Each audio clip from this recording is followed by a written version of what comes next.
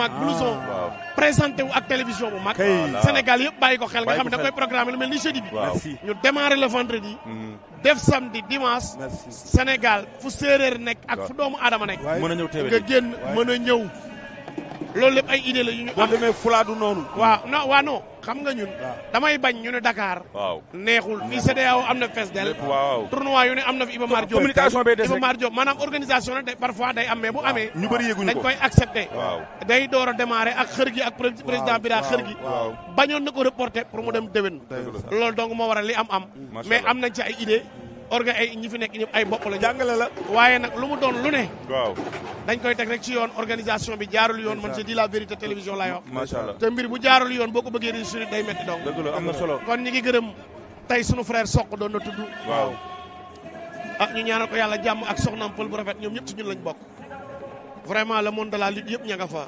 nga ñëw def fa prestation bu am solo waaw mais loolu ma war Eumeu Sène seen mag ci biir Pikine kon tey bu waa Pikine yëpp génnee Eumeu Sène bu génnee Pikine génn na waa Baye Ndiaye suma rak Fallou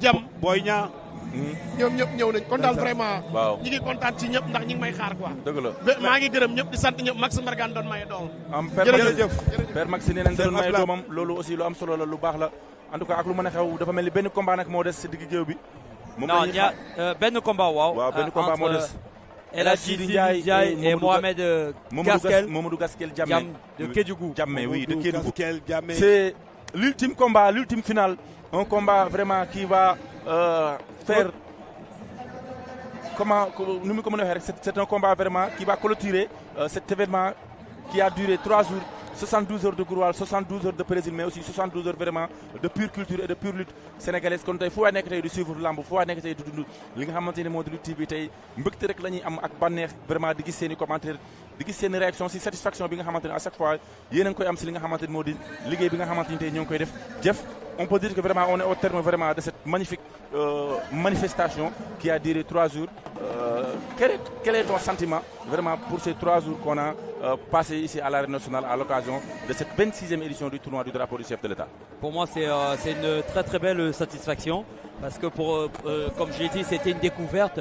La lutte sans frappe, j'ai déjà participé et assisté et commenté la lutte avec frappe avec Ndeye Koumba justement pour de gros combats avec Adafas, Eumeu Sène et plein d'autres, Job 2 également. On a déjà commenté ces combats-là, mais en lutte simple, grâce à toi, j'ai découvert un petit peu les rouages de la lutte simple, le règlement, que ce soit au niveau sur le plan technique, mais sur le plan arbitrage aussi.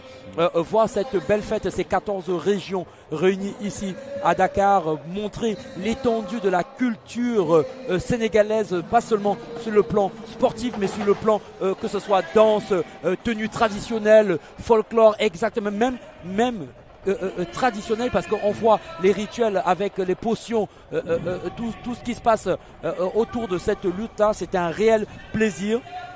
On a vu de jeunes lutteurs, des espoirs, des lutteurs confirmés qui sont venus démontrer leur prouesse ici, mais aussi parler des difficultés qu'ils ont à faire développer la lutte dans leurs différentes régions. Ce type d'événement, parrainé par le président, son excellence, Monsieur Bassirou Diomaye Faye, c'est à encourager, c'est à soutenir. Il faudrait qu'il en ait comme ça. Effectivement, il y en a un tous les ans, mais il faudrait que ce type d'événement soit multiplié durant toute l'année, parce qu'il y a de grandes stars de la lutte qui sont passées par ces disciplines. Il y a de grandes stars de la lutte sénégalaise qui ont des élèves qui ont... Il y a Franc, il y a Regret. Exactement. Exactement. Donc, très très bon moment. Et là, c'est la finale. Finale, bi nga xamanteni mo wara tej ndaje mi ni père digante El Hadji Ndiaye, El Hadji Sidi Ndiaye mo fété chamoñ mo doon représenter Dakar ak Mamadou Gaskel Diamé nga xamanteni mom lañ xawa jakarol ceinture bleu mom mo doon représenter la région de Kédougou. Mom Gaskel Diamé mo doon représenter Kédougou catégorie plus de 100. Loolu dafa am solo ñaari champion lañ yoo xamanteni ñoom ñaar kenn ku ne victoire bi daf lay arrangé parce que Ndiaye bii nii vraiment ci tournoi bi def na ci benn performance boo xamante ni si bu ci amee ndam dana ko arrangé. Gaskel aussi ku ko xam ni champion la Moussa Doom tëj na stade Demba Diop tëj na gaal gi waaye toj na fu ne ci àdduna bi. kon tey bu ñuy jëkkante 3e place bi nekk na combat boo xamante ni si képp ku ko jël rek daf lay arrangé waaye sama gaa yaa nga jàppante kenn ku ne yaa nga jàpp sa loxo morom aja kon ne ku nekk yaa ngi jàpp sa loxo morom ndeysaan combat baa ngi noonu di fàttali que ne aussi suba Makan Mbeng incha allahu rabbi moom moo fi war a ñëw nekk jàmbaar moom nag suba ndeysaan diggante Ñaa bu Ndaw ak ki nga xamante ni moom moo di Tafa Mbër suba la waaye Jinne bu Ndaw ak aussi ki nga xamante ni mooy Siteu bu Ngor suba Makan Mbeng moom moo ñëw incha allahu rabbi aca beneen combat baa ngi noonu diggante Mamadou Gaskel Diamé ak El Hadji Sidi Ndiaye mu war a nekk combat bu neex ay ca ñaari mbër yaa nga ca Mamadou Gaskel Diamé moo leen xaw a woon ginnaaw ñaari mbër ya ña nga ca ndeysaan loolu du yomb